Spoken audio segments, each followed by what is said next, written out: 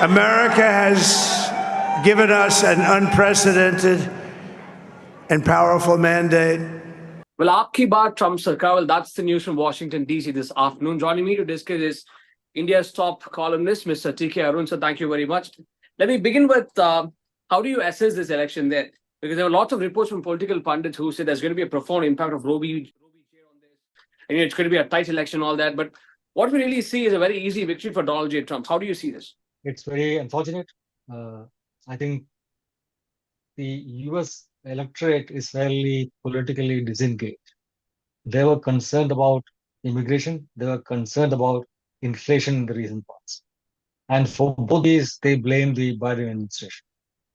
And I think Kamala Harris and earlier Biden were not able to communicate to the electorate what are the real reasons behind these and how they would tackle these problems. Whereas Trump has been offering very simple, easy to understand solutions. However drastic or draconian they might be, at least people understood them. And the power of social media in creating an extremely partisan, blinkered view of the world is most visibly evident in these various elections. And this should be a warning to democracies around the world as to what will happen if there isn't constant, sustained political engagement on critical issues.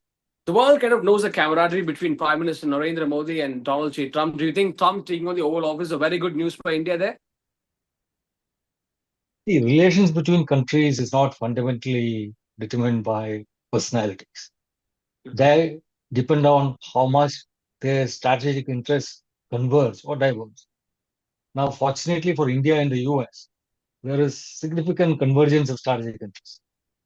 For the United States, on the world stage, their principal rival is China, which is the only other country they perceive as being in their same weight class and who could be potentially rival at every level of the economy or technology, military, and space capabilities.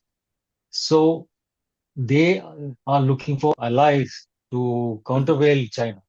And in this part of the world, in the Indo-Pacific, there is no better candidate than India to countervail China in terms of its ability to muster people and talent to develop an economy that is strong enough to uh, create another supply chain from China, in terms of military capability, in terms of the national interest, having a common and disputed border with China, of being necessitated, compelled to confront China if necessary.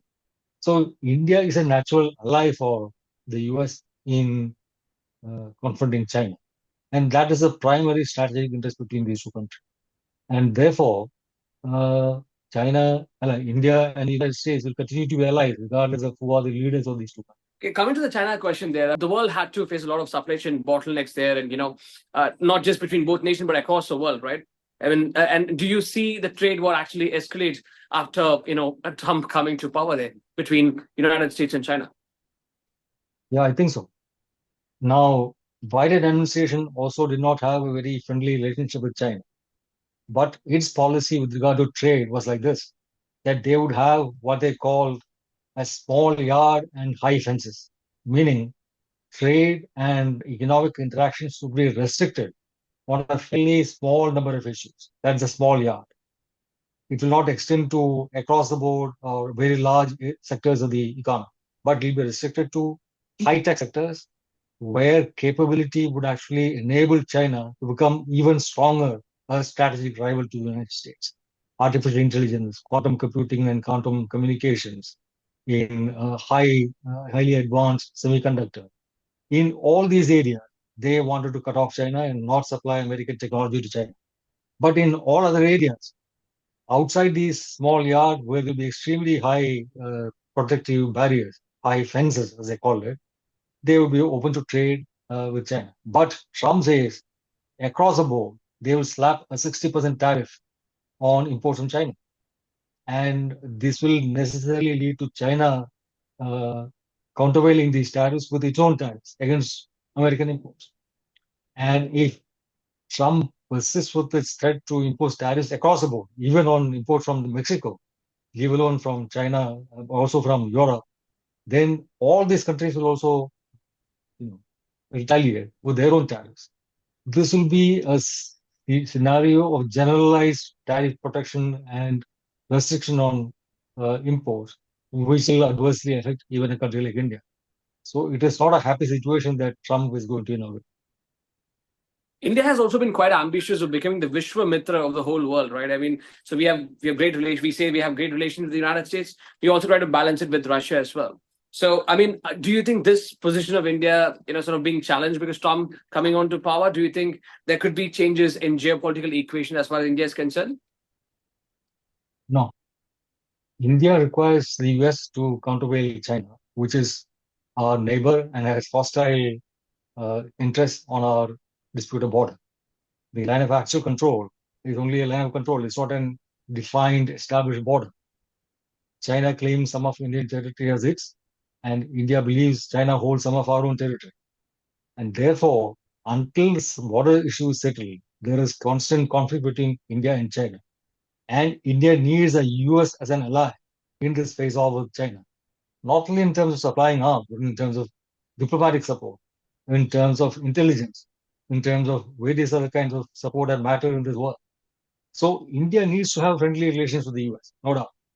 At the same time, India also needs a country like Russia to be a relevant, salient world power. We are not interested in finishing off Russia as a global power, nor, surprisingly, is Trump. Trump has promised to end the Ukraine-Russia war in one day, the second day after he assumes office. The only way he can do that is by forcing Ukraine to negotiate peace with Russia on the existing boundary between Russia and China. So that will mean ceding territory, at least Crimea, with Russia. So there is no major conflict on Russia right now.